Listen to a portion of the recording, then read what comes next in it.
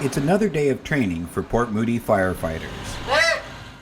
They've been using a soon-to-be-demolished Evergreen Line building to conduct simulated rescues and firefighter safety training, from basic firefighting skills like advancing a hose to self-rescue techniques. The building provided by the Evergreen Project has been an invaluable teaching tool. So what we have here is a demonstration of self-rescue. This is a demonstration where a firefighter recognizes the signs that he's got to get out quickly. The superheated gases and smoke are coming down on him. The thermal layer is dropping. He's recognizing the danger signs, and he has to get out. He has to get out quickly.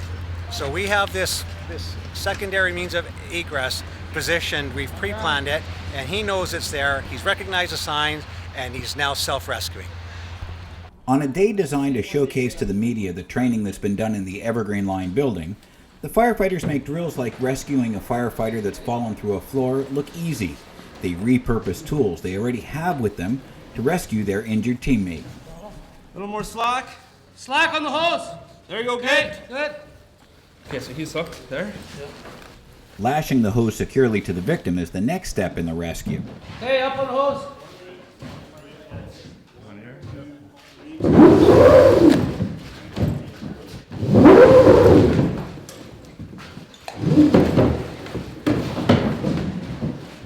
And finally, the rescuers themselves are pulled to safety. The night before Media Day, things weren't so easy. With the windows blacked out, the training feels much more real. The only way to see what was going on was to use the camera's infrared setting as they practice a rescue.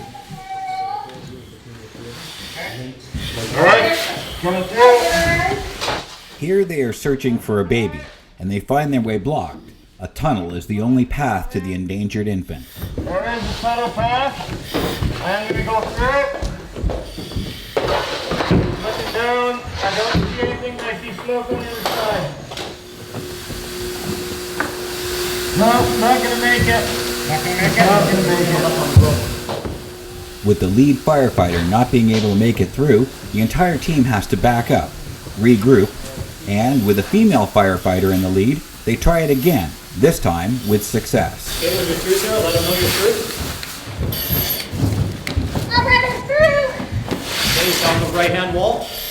To make it through the confined space, the final firefighter has to remove his air pack, and he pushes it ahead through the tunnel. Down, Brian.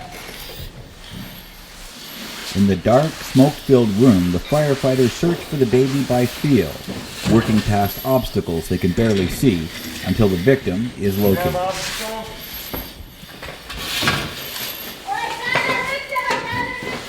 Come, victim! Command, we have located a victim with a pulse, not breathing. And we are breathing and a pulse. Breathing and a pulse. And we are removing from the fire ground. With the baby safely in hand, the firefighters follow a rope line that they brought into the building with them. It leads all the way through the darkened room, back to the tunnel, and once they're through the tunnel on the other side, it's mission accomplished. Now it's time for the real fun, as Wendy Itagawa and Angela McKenzie from the Evergreen Line Project take up the Firefighter Challenge. But before our intrepid team can try to rescue the baby, their eyes are covered with blacked out masks, just to make it a little more difficult. Be loosened up at all? Yeah, right in there, but you gotta go low, like you're laying down, almost like an army crawl. There you go, just like that. Now you have to grab onto her, grab onto one of her feet. Yeah, I got it, there you go. And then you have to do an army crawl. Okay, I'm right here, you're out now.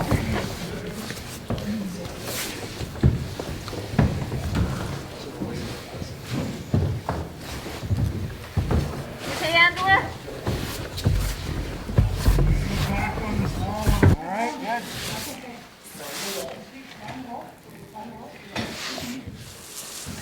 Up on the chair. There's our kid that we were looking for, right here. Oh, wow. Yeah. There's your arms. Okay, yeah. Okay, so now you got to take it back out. Oh my God. Yeah. That is so hard. Congratulations are in order, but the firefighters have a few more drills for the Evergreen Line project staff to try. This is our wire maze. So this would simulate structural collapse in an office building, such as the offices that you work in, where they store all the tech cable, telephone cable, things like that. The aluminum holds the ceiling, it gets heated, it drops, along with all the wiring, blinds, everything comes down, and you're in there, and you have to get out.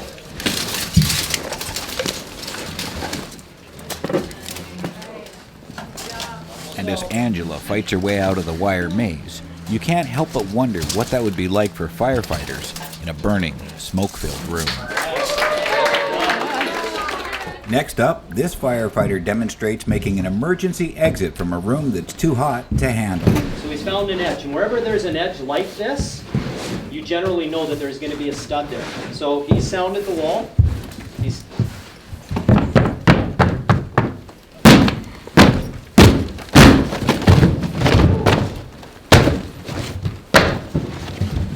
So where's he going? He's going to a safe environment now. Now it's Wendy's turn to see if she can make it out of the burning room. Awesome job. Well done. Find the wall. Okay, find your wall. Don't lose your wall. Because you got to remember, you can't see. So sound the wall. Okay. Yep.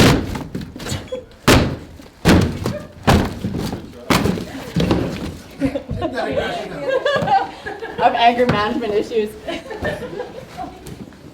And the last word goes to Training Officer David Friesen of the Port Moody Fire Department. As you've seen, this training is invaluable. I'd like to thank the Evergreen Line people for the donation of this building because it's helped us master our techniques and it will enable us to save lives. Wendy and Angela, the training that we conducted was fantastic.